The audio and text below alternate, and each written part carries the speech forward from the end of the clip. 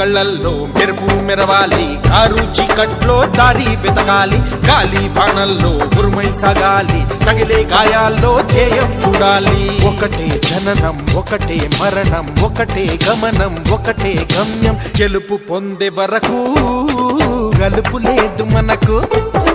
బ్రతుకు అంటే గెలుపు, గెలుపు కొరకే బ్రతుకు.